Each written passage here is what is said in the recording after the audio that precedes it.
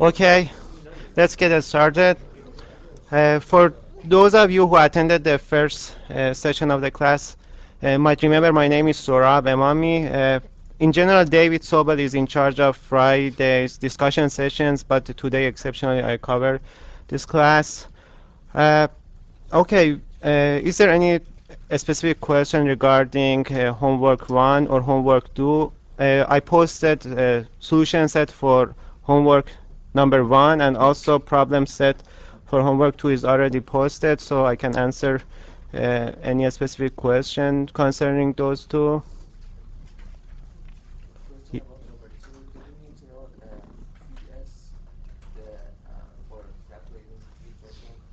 for with threshold, you can assume that you know with threshold. For problem 2, problem set, you can assume it's VT threshold voltage. Just calculate with symbols.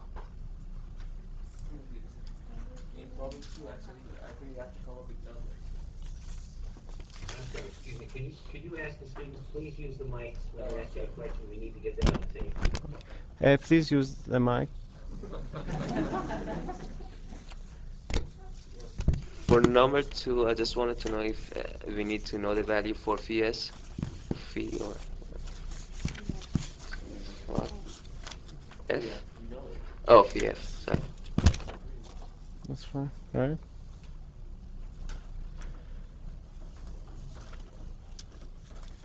Okay.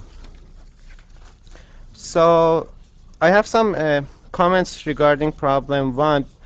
Probably you noticed that you talked to your friend, you extracted different value for parameters we wanted in problem 1, let's say threshold voltage and gamma, lambda, and that's kind of like normal because you know well that level 1 model is not ideal, and then you were supposed to extract those parameters by using this measured data. So obviously when level 1 model cannot fit completely this measured data, obviously it depends on the data point you pick to extract those parameters for level 1 model.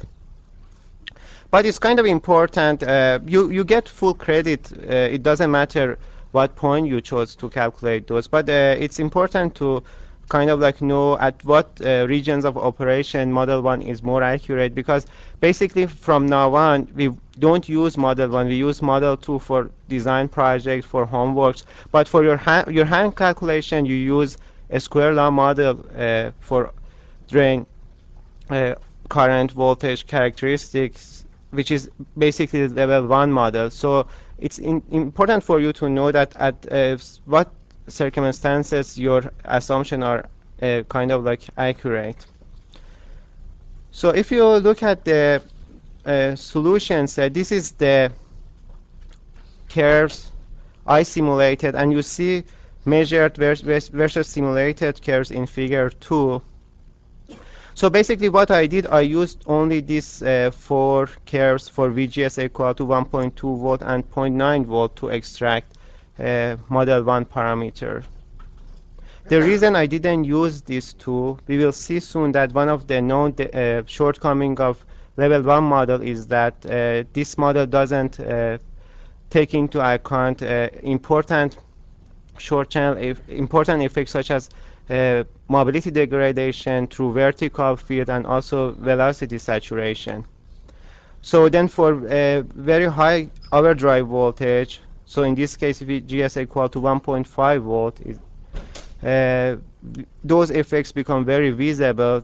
Therefore you see there is a big discrepancy between simulated and measured data. So let's talk a little bit about these effects and shortcomings of level 1 models.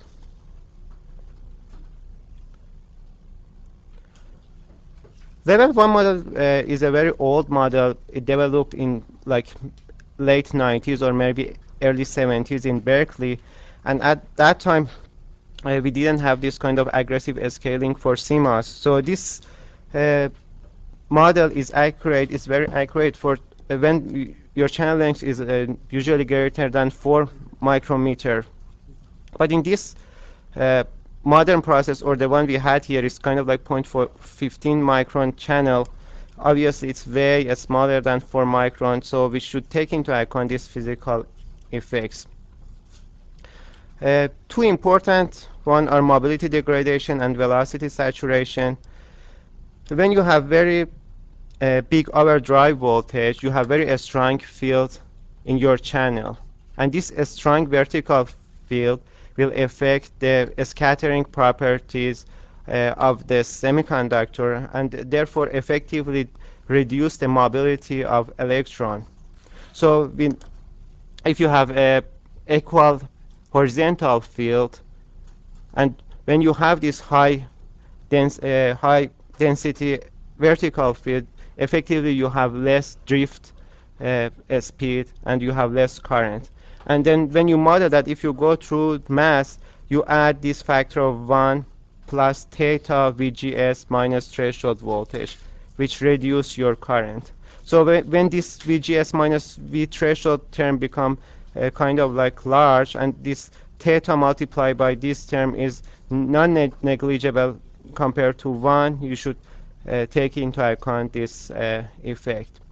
I don't go through mass also. The other one is velocity saturation. So you increase your horizontal field, you get higher drift speed, but at certain point when you increase this field, you cannot increase this speed, this drift speed for electrons. But basically the speed gets saturated. And when you go through math, you can model that with this term. This term multiplied up by VGS minus V threshold again. So in overall, we should kind of like modify the whole equation in this form. And basically, if we assume this term is the effective mobility, in effect, these physical properties reduce the current of the transistor. And you will see here, when you have a big gate source voltage, the simulated current is much higher than measured current. Also in problem 2, in second problem, you notice that level 1 model doesn't predict a subthreshold current here. And if you look at the solution set, you see the measured subthreshold current versus model 1 simulated current. But essentially you don't get any subthreshold current here.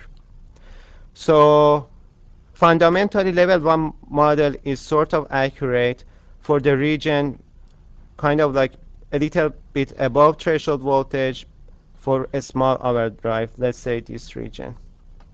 The good news is that for most of the circuit you will use in this course, you bias transistor in this region, because first of all, you don't want to bias your transistor in subthreshold region because transistor is slow. And also at this region, the GM you get is not efficient with respect to ID you pump into transistor. So in terms of like power consumption, it's not efficient. So you will use transistors mostly in this region. So your hand calculation should be more or less accurate for most of the needs of this course.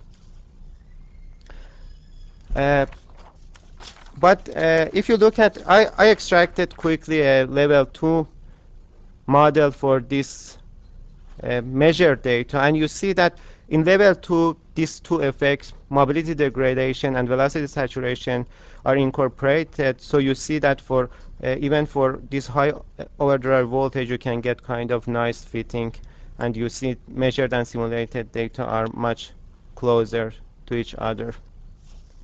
And at the same time, we see again, this is subthreshold region simulated with level 2 model. You get that a slope kind of like accurate, very close to one you measure and you calculate it in problem 2.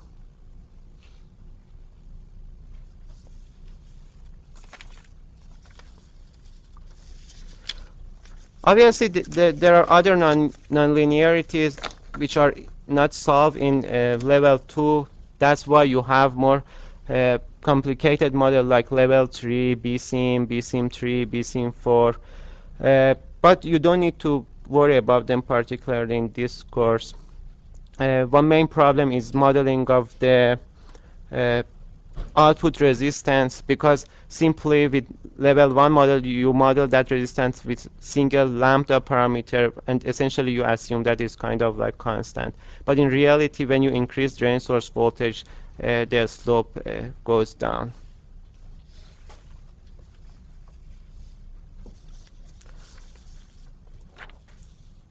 Okay, this is a new problem set. The first question is essentially you have a composite transistor, a combination of two different transistors, and we wanted you to model this with a kind of like single transistor. Basically, you have to drive I drain source, assume that this is external drain, this is external source, and model this as a three-terminal device, and simply derive the equation for gate source, drain source current versus gate source voltage and drain source voltage. And just like simple transistor, you had different regions of operation, different mode of operation, like triode, saturation region. For this transistor also, you should find those region and drive for what input level of voltage, VGS and VDS, you are in which one of those regions. As a simple hint, try to track down voltage of this node. You can maybe call that V drain or V drain 2 or Vx or something, and try to get rid of that. We will solve a sample problem later, which helps you to attack this problem. And also in part A, you see we wanted you to calculate this with disorder cutoff, saturation, and linear. Try to do this in this. Try to solve in this order, because the linear one is the most difficult one in terms of calculation. The equations are a little bit more complicated. So if you want to get warm up, start with cutoff, then saturation, and then linear region. Problems 2 and 3 are kind of like very typical. These are like simple circuits for now, but they form kind of like basis for you. Later, you will have more complicated circuit. You put them together, you bias them together. So it's very important to be very comfortable with these simple basic building blocks.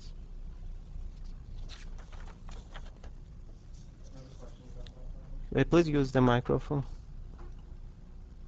Should you assume there's a source on the gate of that, on the next page, on the second problem? Is there a source on that gate called Vn that can sink current, or is that node floating? Yeah, obviously you have a voltage source there.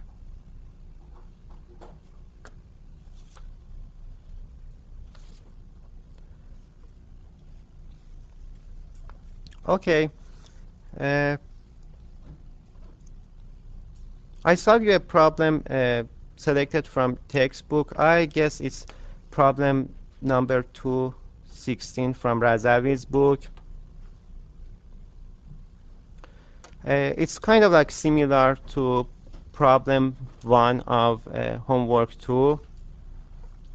Basically, you have two transistors here. They have common gates are connected together.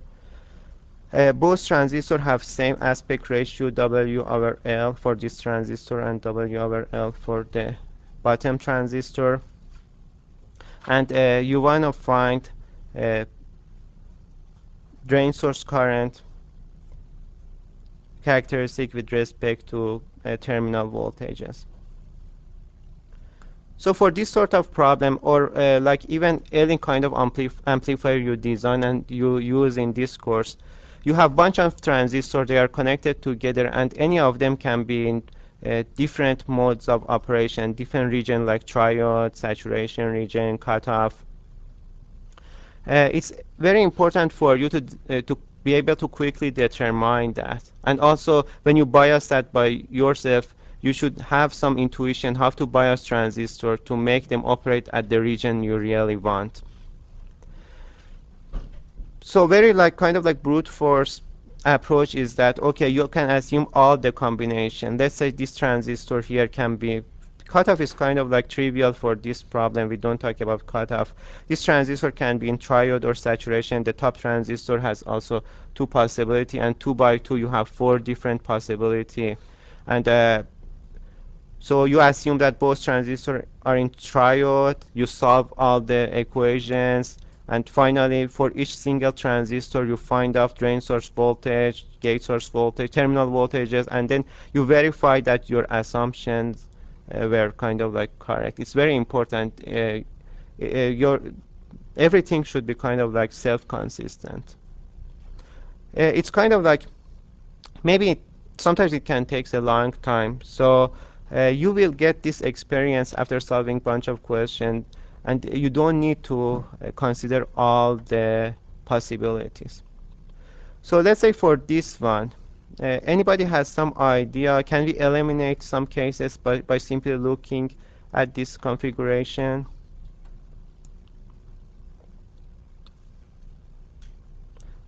Like, can both of these transistors operate in both region of triode and saturation?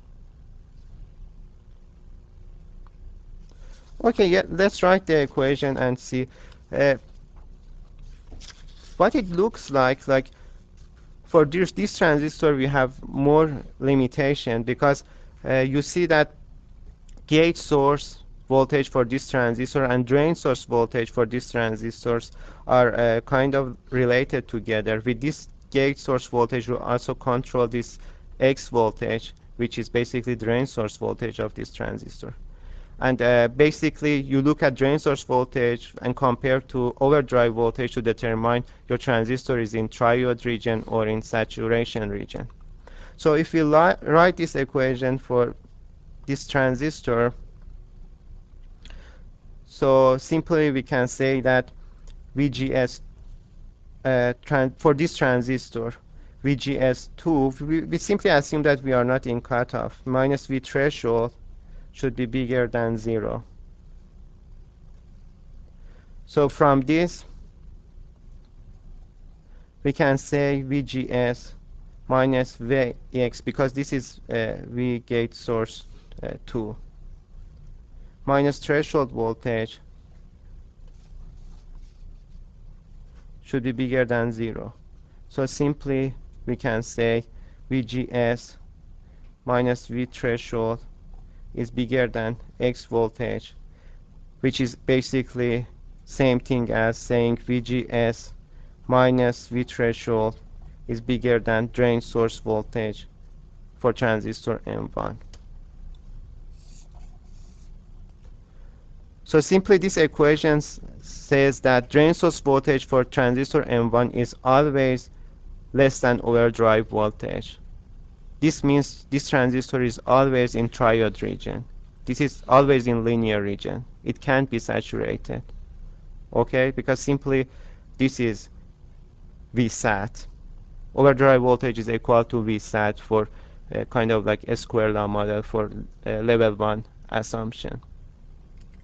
Okay, so we don't need to consider all combinations.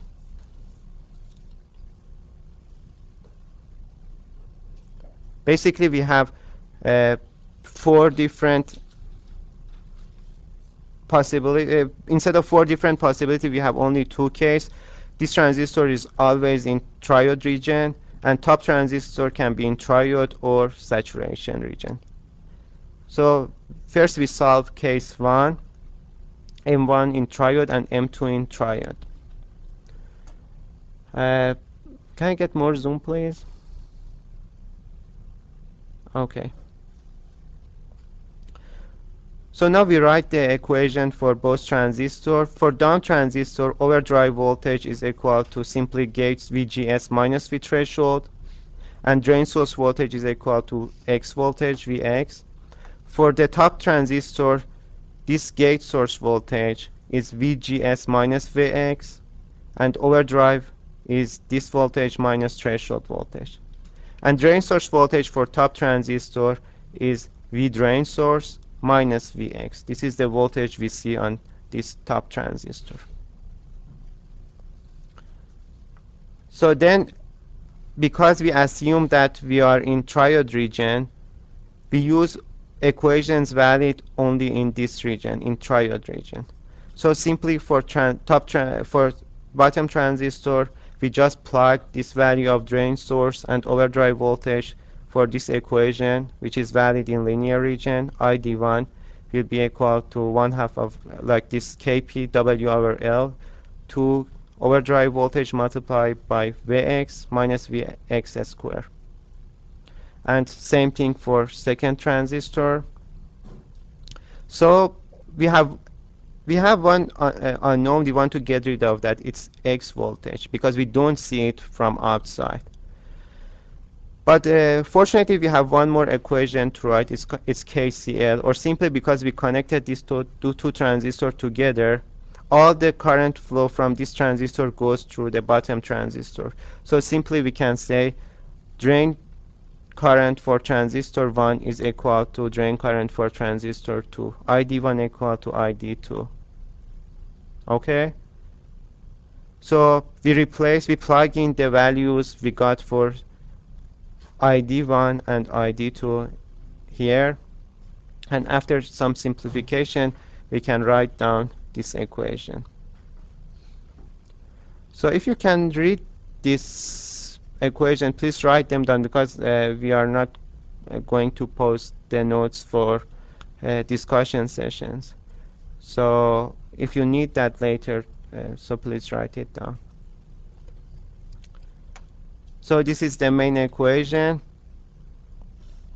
We simplify that and we get this important equation. We call that equation number 2.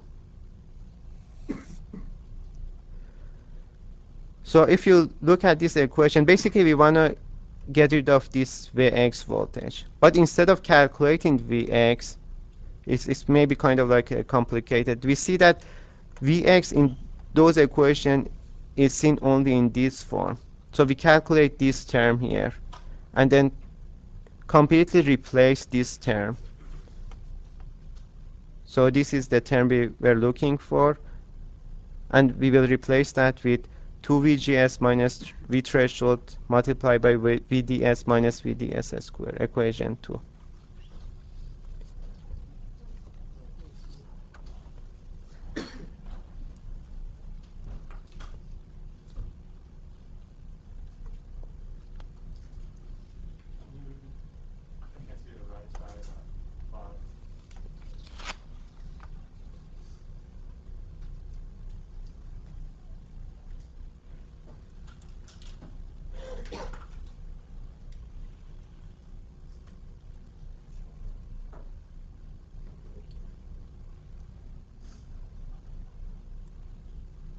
Okay.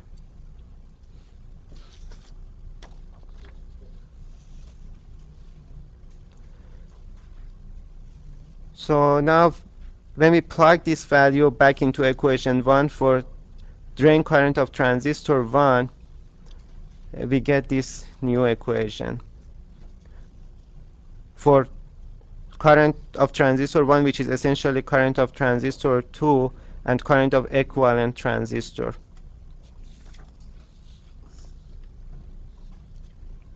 So this is the final result. And does it look familiar to you, this final equation, which is boxed here?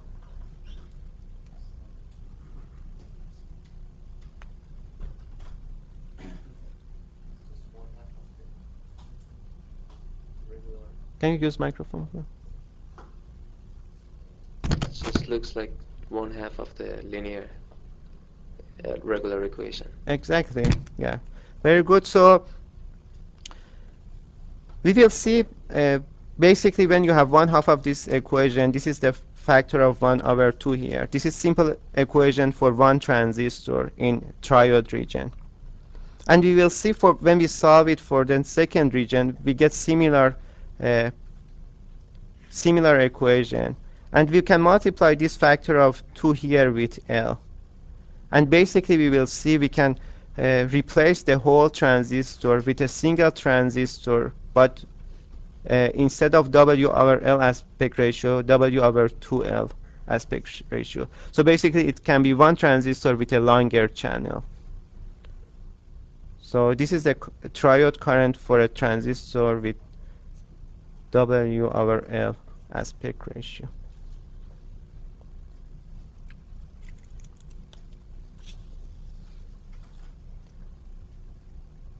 So we go and solve case 2, M1 in triode region, M2 in saturation region.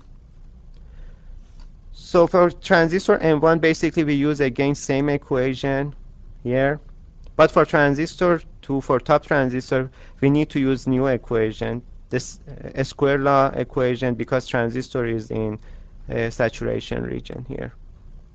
So again, we know that these two currents are equal, ID1 equal to ID2. We plug in the values for ID1 and ID2, and then we get rid of common term of Kp or beta. So simply we can write Vx square minus 2Vx VGS minus threshold voltage plus VGS minus V threshold square is equal to 2 times VGS minus threshold voltage multiplied by Vx minus Vx square.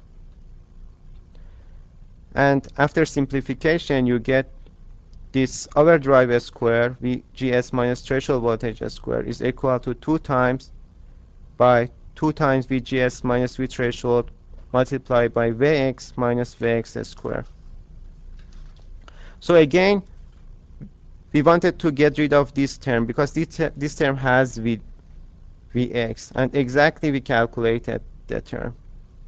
So just like case 1, we plug this in current for transistor 1 ID1, and we get this final equation. ID1 is equal to ID2 equal to this. And as we said before, this is also very familiar. This looks familiar because this is just like 1/2 of a simple transistor operating in saturation region. Okay, so again this one is equal to a transistor with W over 2L. Okay, so can we say now that we can go ahead and replace this transistor with a single transistor W over 2L? Because we find out that in different region of operation, in saturation region and triode region, it exactly works like single transistor because we have same equation. Is that enough, or we need to verify something different too? Question? I'm wondering, can you go over again how you got from the equation 4 to the 3, 4? Okay, equation 4 to the one below it. Okay, so look at equation 3 here. We have this term. We replace this term simply with this side, with left side of 4. We put left side of 4 in equation 3 here. Okay, so equation wise we have equality. Is that enough to say those two circuit blocks are equivalent or not? There is one more thing you should verify, and that thing is there is a transition edge from triode region to saturation region. You should verify that for both transistors that transition edge is the same. So simply when this composite transistor is when this top transistor is in triode region, the composite transistor, the equivalent transistor, should be in triode region. And when this one is in saturation region, the other one is in saturation region. Basically, you should have same kind of like domain for those two functions. And that one is very simple. I leave that one to you, and you simply verify that you can get simple equation for VGS minus V threshold voltage should be bigger than VDS. That equation is that equation guarantees both uh, circuit topologies are in same region of operation, in saturation region or triode. That's the transition edge. Okay, any question?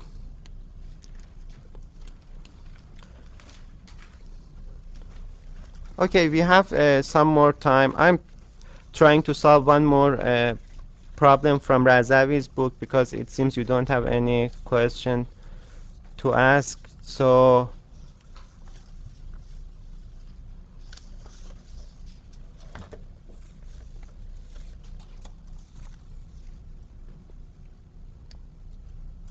I choose something similar to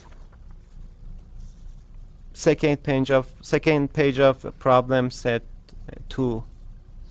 Let's say figure 2b.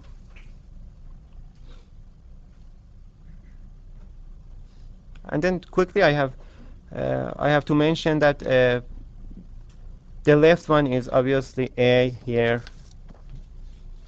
Make this correction when you solve this homework.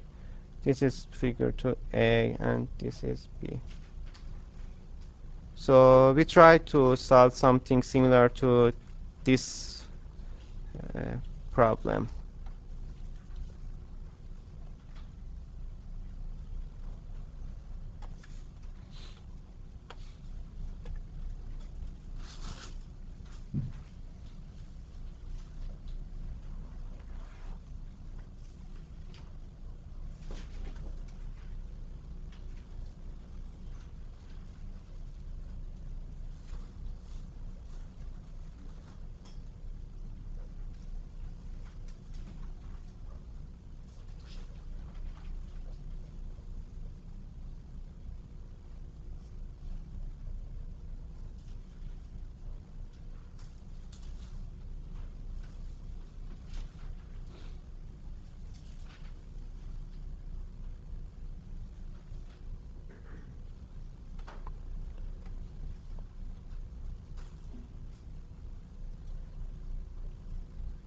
Okay, so this one looks kind of like a common gate amplifier is a single transistor amplifier, and we want to find what's the small signal relationship between this V in and V out. So simply we want to calculate the voltage gain of this transistor, the small signal voltage gain of this architecture. Basically we want to see what's VO over V in, which we call that voltage gain.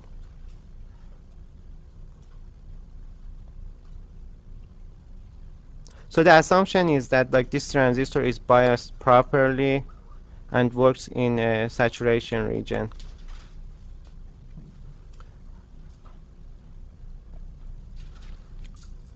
So one way of solving this is that just like removing this transistor and putting this equivalent circuit, but because this is a very single transistor, even you don't need to do that, because simply you know that at the output of this transistor you have just a small signal RO resistance, and then there is a GM current, there is a current source which is equal to GM V in, so even you don't need to draw that.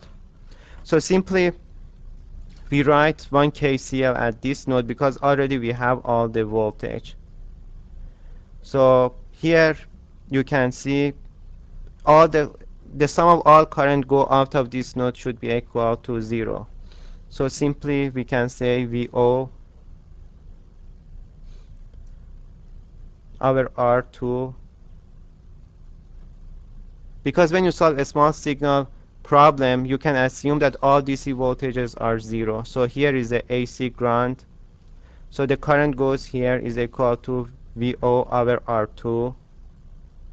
You have some current goes through this resistor too, which is equal to VO minus V in over R1 plus, now you have your transistor. From a small signal point of view, if you look at the resistor, you have RO resistance of this transistor here. This is a small signal RO of this transistor.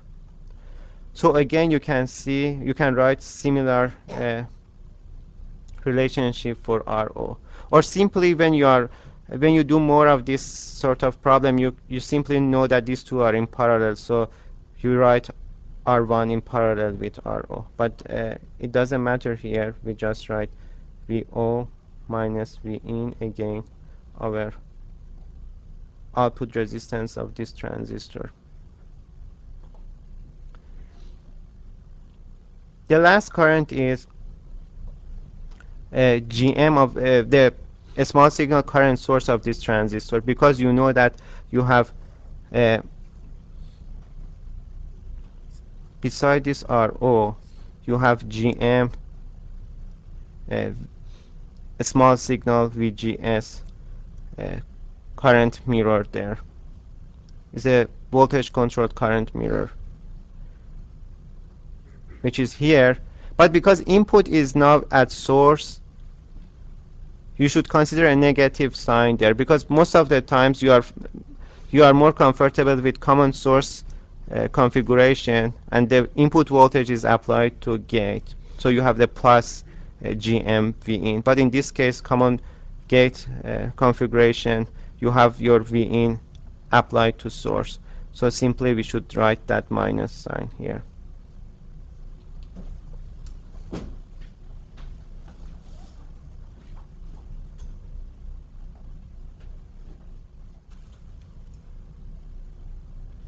Okay, these are all the current. You should equalize this to 0. So simply again you have VO over R2 plus VO minus Vin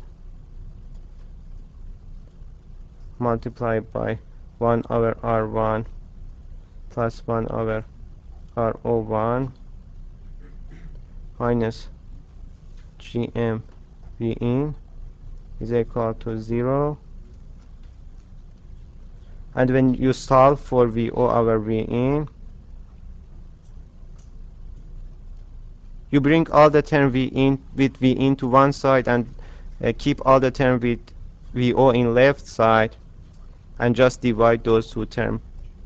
You get it's equal to GM1 plus 1 over R1 plus 1 over RO or RO1, because we have one transistor only, over 1 over R2 plus 1 over R1 plus 1 over RO. Why is that current? Pardon? I'm sorry. Why is there no body effect current? Yeah, that's a good question. Basically, I neglected body effect here. Or you can assume that bulk and source are connected together. So, to make some practice, you can redo this by considering GM bulk voltage controlled current source too. I think you assume that VB here is 0, the VB in your diagram. Here? Yeah. Basically, VB is a bias voltage. When you solve this for a small signal, you assume that all bias voltages are 0. They are AC grounded, because when you have a fixed voltage, this is basically a battery here. Okay, battery means that it's fixed, it's DC, and then when you take derivative, it's 0. So you just assume that that's 0.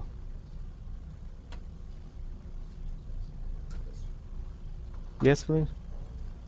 In homework number 2, we don't get any current into the resistor R3, do we? Because we do. This one? Yeah. Yeah, that one. Why you believe we don't get any current through R3? Because it's connected to gate, and then It's not connected to anything, is it? No, basically, uh, as I answered this question before, a you have a bias voltage here. Okay. Oh, okay.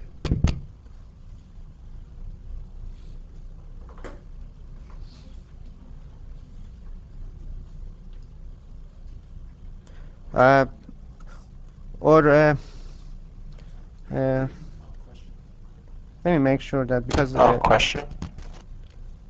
okay, For your discussion notes, not this one. this one Yeah, you have this equation according to the KAL, right? KCL. Okay, yeah, KCL. Um, why the last term is the sign is minus, and then why? This sign. Yeah, why is minus this? Yeah, because this is with respect to V in, but when you write this for transistor, this is GM VGS, a small signal voltage between gate and source. But here is V in is between source and gate, right? So I wrote here GM V in. So basically this V in is minus VGS. Okay.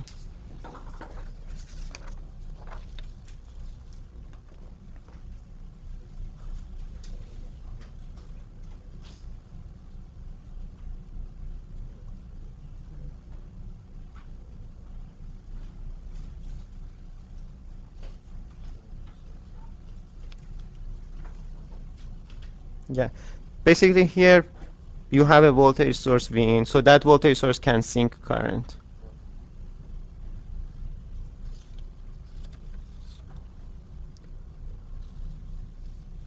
Okay, any other question? Question Sure. for the homework on number 2. For small signal, we ground DC, right? So Right. V in and V out would both be grounded. Not V out, because V out is not a voltage source. Oh, that's right, VDD will okay. be grounded though. So there is a drop then over R3 that'll cause currents. This is relating to his question about why there's current in R3. Yes, because like DC wise there is a current there, and AC wise also. Okay. Because simply you have this, the current can flow down, some current flow down here.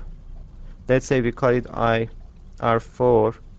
And then part of this current goes through this transistor, which is IDS. And other part can go here, which is IR3. Okay, and this current goes to your gate bias battery. So here probably you need to write, again you write KVL and KCL equations, and it's easy to solve. Okay, so basically their important thing is just like identify what's the mode of operation, and then based on those mode of operation write the equations for transistors, IV equations for transistors, and then use KVL and KCL to solve the whole network voltage current equations.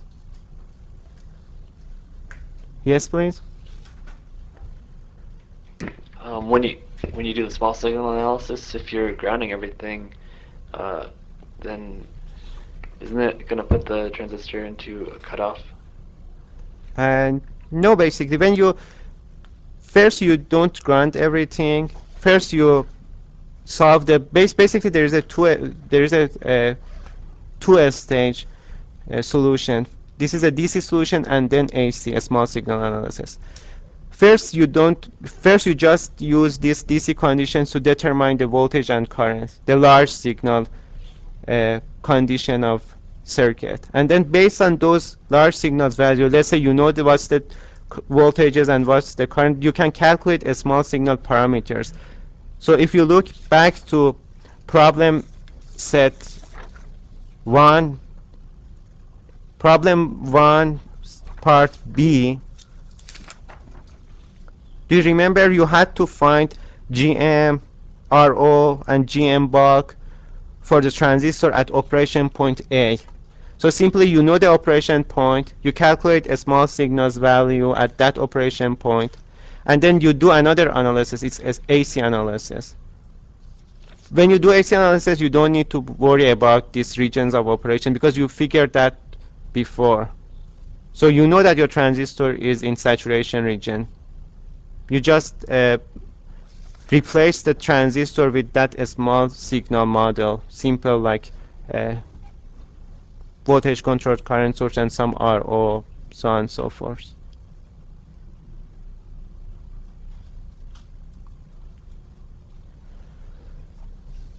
Okay, we have a few minutes. I guess I don't have time to solve uh, one more question, but I will be here. If you have any specific question, I can answer that.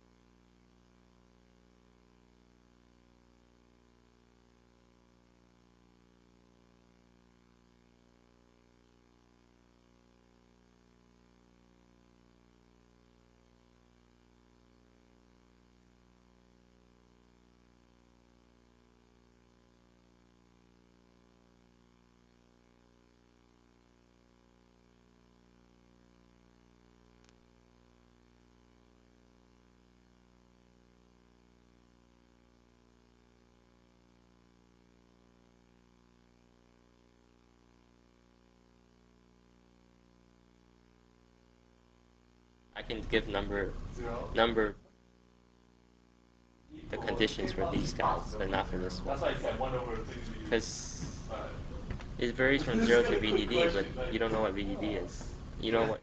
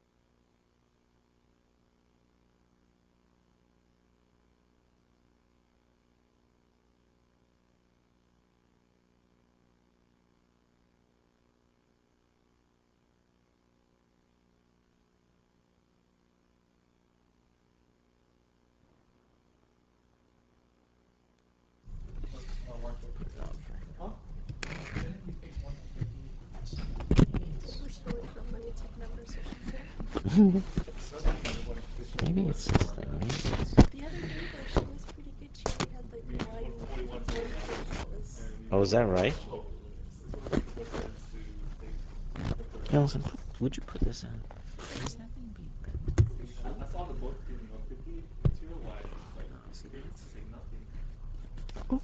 well, yeah, it is a little bit bent. Kind of, yeah.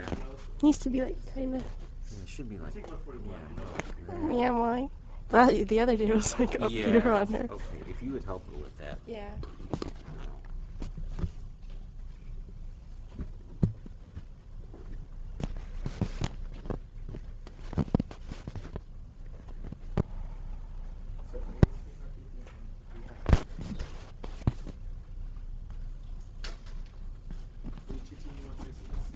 No. God. I'm just setting up. Oh yeah, could you imagine? That'd be funny. I'm just setting up. Are you still working too? Yeah, I'm the one back there with your little cameras and stuff. Good job, man. Huh? You get to learn other lectures. Oh, God, it's so boring. I'm just like sitting back there, and like sometimes I like kind of wonder. Oh, Actually, actually, we were 40 last semester. Like, yeah. we was laughing. Hello, hello. I like to, like, whoa, going over here. Like, Are you engineering? No. I start like playing with the cameras if they're like stare at you guys. And I really want to like switch over when people are sleeping, so like everyone can see the person sleeping. Great. I'm not allowed to do that. That would be great. Woo!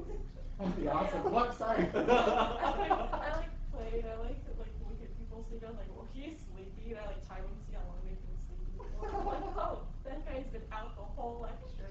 And you see him wake up, he's like, oh my god. He's like, he's like sorry to Oh, it's funny when it's sleeping. You should record this and put it on like a blooper set. That'd be awesome. At the end of the year, be like, oh, I got you. That'd be great. Yeah, That'd be an awesome I know project. what all you guys do. I can like zoom in and out. Actually, we can stand the camera. Because during lecture, I see the camera there. Yeah, that's that's me. I'm like staring at you guys like, woo. Yep. I play with. I think I play with Apple. So you can see it moving sometimes. I see. How long do you work here? Huh? The whole day, or? No, just your lecture. I just want to say, who was working on before us? Jordan. He's the guy before me. Jordan. Yeah, 140 typically bad. 126 actually okay. 126 you pull more sleep. Ours is a better teacher than. No, I mean if you're not EE student. If you're not EE student. No, 140 is not that bad right now. Wait till like. broader sense of good term. I don't like this. Yeah, I don't like her that much too. You don't like her? I don't like her. She's mean. I swear. Yeah, she's pretty mean. I haven't issues. Yeah, she always talks back to them. She's like, oh my god, excuse me. I was like, oh my god, I'm so sorry. And she like doesn't realize it takes me a while to adjust the camera, and so like and then she wasn't even right inside the box, and then she's I know, complaining to she's that. like, It's like, hey, and I was like, I can't find the paper. And I'm like searching like for it. I was like, oh god. And like I'm trying to zoom in, and after she goes all the way to the edges, yeah. and so I'm like, oh crap. And then she likes to do. Could you put half of the previous page there? Half, and I'm like, oh god. And so I have to search. I'm like, and then I get really scared because she starts to yell. Oh my god. And then if we both adjust at the same time, and it's all off, and I'm like, oh god. Terrible. At least you're not in her class.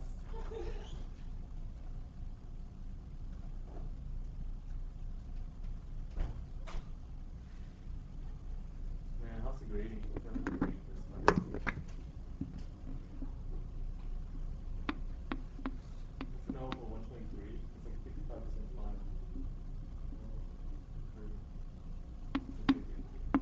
Oh, that's not split. Midterm's 40%?